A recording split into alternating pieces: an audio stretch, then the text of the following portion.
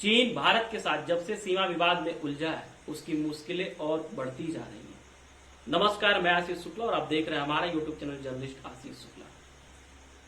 चीन ने हाल ही में धमकी दी है कि वह मुसलमानों के उत्पीड़न को लेकर खुलासा करने वाले रिसर्च और थिंक टैंक के खिलाफ मुकदमा दर्ज करेगा। जैसा कि आप सभी जानते हैं कि चीन में उइगरों मुसलमानों की स्थिति क्या है, वो किसी से छुपी नहीं है।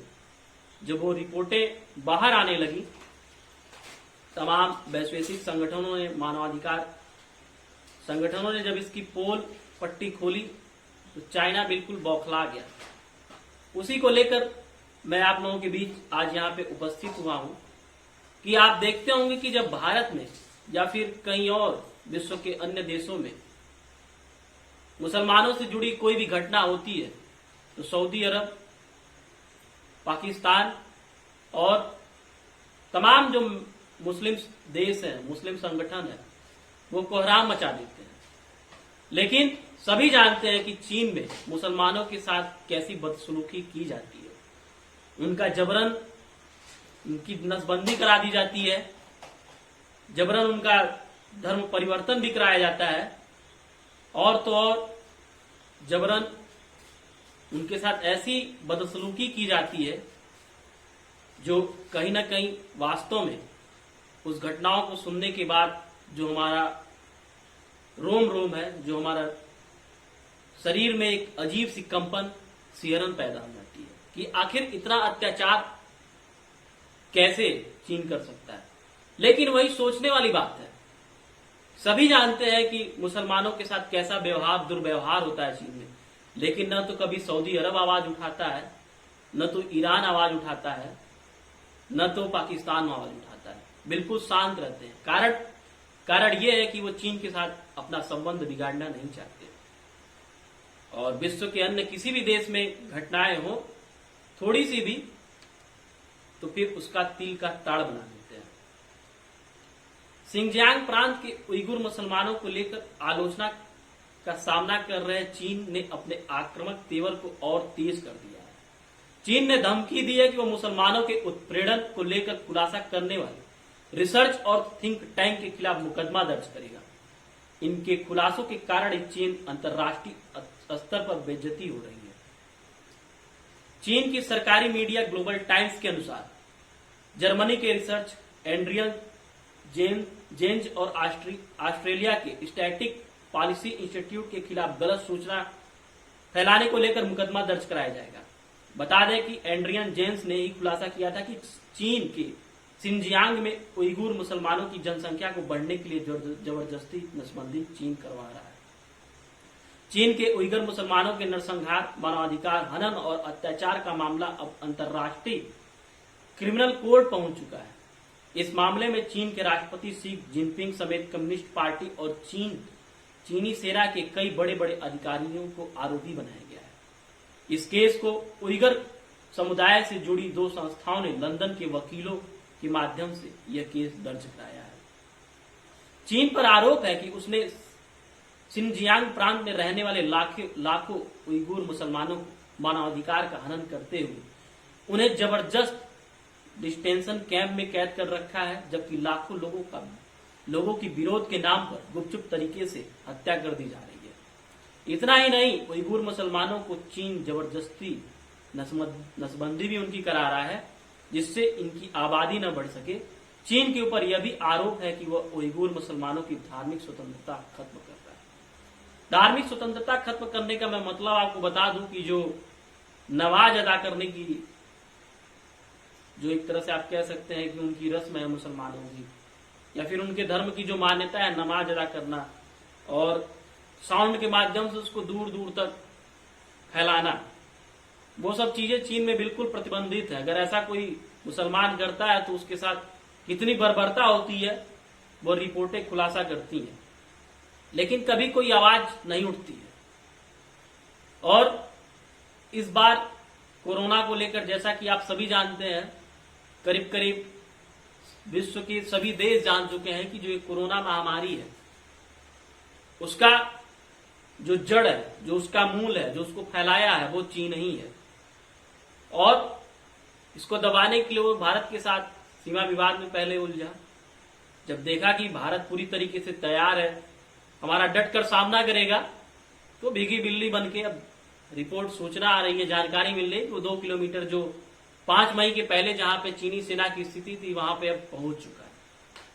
तो ऐसे में अब जो खुलासे हो रहे हैं, जो अब तक छुपे थे, इस महामारी ने और भी खुलासे चीन के खिलाफ आ रहे हैं कि आखिर चीन वास्तव में इसकी हकीकत क्या है, शी जिनपिंग की नीयत क्या है। मानवाधिकार और तमाम ऐसे संगठन हैं जो पूरी तरीके से जो चीन से जुड़ी रिपोर्टें हैं वो दुनिया के सामने रखने के लिए पूरी तरीके से तत्पर है। अब ऐसे में सवाल तमाम उठते हैं कि आखिर अब तक रिपोर्टें क्यों नहीं आई और अब तक जो विभिन्न देश अब आज चीन के खिलाफ खड़े हैं वो क्यों नहीं खड़े हुए। उसका सीधा सीधा कारण यही है कि कहीं ना कहीं जो वैश्विक बाजार है उसमें निर्यातक की भूमिका चीन की बहुत महत्वपूर्ण है। लेकिन कहते हैं कि शुरुआत करनी चाहिए, अगर कोई गलत हो तो उसका विरोध सभी को करना चाहिए। अब धीरे धीरे भारत ने बहिष्कार करना शुरू किया, अमेरिका भी कर रहा है, और धीरे धीरे तमाम ऐसे देश होंगे जो अब तक चुप थे, उनको एक लीडर की जरूरत थी। भारत ने उस लीडर की भूमिका निभाई और इससे आने वाले समय में चीन की दुर्दशा क्या होगी, अर्थव्यवस्था और वैश्विक पटल पर जो उसकी छाप है वो किस हद तक गिरेगी, ये तो अब आने वाला वक्त बताएगा। लेकिन इतना जरूर निश्चित है कि चीन अब कहीं बच नहीं सकता है। वो पूरी तरीके से अपने मायाजाल में, जो वो मायाजाल था उसके उधेड़ बुन में खुद वह पूरी तरीके से फंस चुका है। उइगुर मुसलमानों की स्थिति में आपको बता दिया। अब ये केस चलेगा, केस के बाद जो दोषी होंगे उनके ऊपर कार्यवाही जरूर होगी, क्योंकि अंतर्राष्ट्रीय जो संस्थाएं बनी है वो विभिन्न देशों की सहमति से बनी है और जो दबाव है वो चीन पर जरूर पड़ेगा। मैं आपको बता दूं कि अमेरिका ने अभी हुआई और जेडटीई को बैन किया है। अब अमेरिका पूरी तरीके से चीन से एक तरह से आप कह सकते हैं बौखलाया हुआ है, तनातनी है। जो डोनाल्ड ट्रंप है वहां के राष्ट्रपति अमेरिका के, वो तो बार बार यही कह रहे हैं, वो बहुत पहले से कहते आ रहे हैं कि पूरी तरीके से चीन ने ही इस महामारी को फैलाया। और महामारी अगर नहीं आती तो चीन की जो काली करतूतें हैं, बहुत सी जो छुपी हुई है, उसके ऊपर न तो वैश्विक संगठन, वैश्विक मंच कभी निर्णय कोई लेता, न तो कभी कोई कार्रवाई करने की सोचता। स्थितियां बिल्कुल बदल चुकी हैं। चीन एक समय था महाशक्तियों में था, लेकिन अब उसकी जो महाशक्ति की जो कह सकते हैं कि स्थिति है, जो ग्राफ है, जो एक उसकी जो अर्थव्यवस्था थी जो उसको बुलंदियों पर ले जा रही थी, अब आने वाले कुछ सालों में ही पूरी तरीके से विश्व चीन का बहिष्कार करेगा। वो अब दूर नहीं। भारत ने उसकी पहल कर दी है और विभिन्न देश उस पहल पर अमल करेंगे और जहां तक उम्मीद तो यही है कि पूरी तरीके से चीन का बहिष्कार भी करेंगे। अमेरिका चीन 3 अधिकारियों को बैन भी कर दिया है, उनको वीजा नहीं देगा।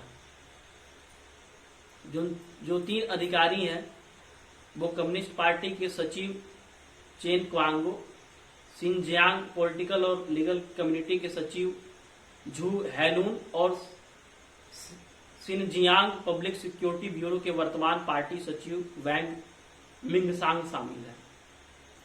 अब इनके जो परिवार से लोग भी जुड़े हैं उनको भी अब अमेरिका में पूरी तरीके से प्रतिबंधित कर दिया गया है। अब वो अमेरिका नहीं जा सकते हैं।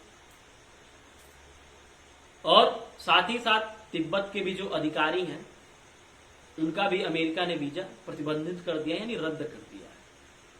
तो ऐसे में भारत के साथ सीमा विवाद में उलझा चीन नेपाल को पनाह दे रहा है, नेपाल को बार बार भारत के खिलाफ भड़काने की कोशिश कर रहा है। पाकिस्तान की जो हरकतें हैं वो तो आप जानते हैं। खैर, नेपाल और पाकिस्तान को पूरी तरीके से अपने बस में कर लिया है। एक तरह से कहते हैं ना कि जो गुलामों की स्थिति होती है वही है।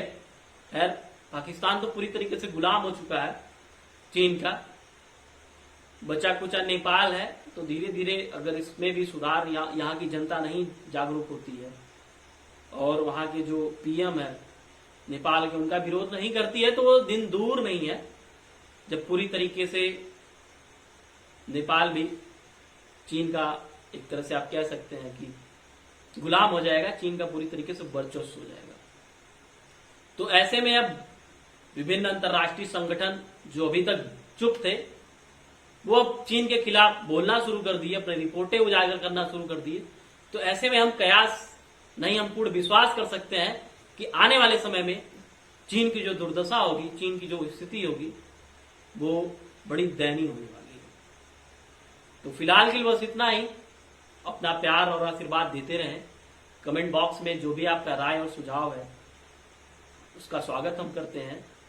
जो भी आपका राय और सुझाव है उसको जरूर दर्ज कराएं कमेंट बॉक्स के माध्यम से। और अभी तक अगर चैनल को सब्सक्राइब नहीं किया तो सब्सक्राइब कर लें और जो बराबर में बेल आइकन है उसे जरूर दबाएं।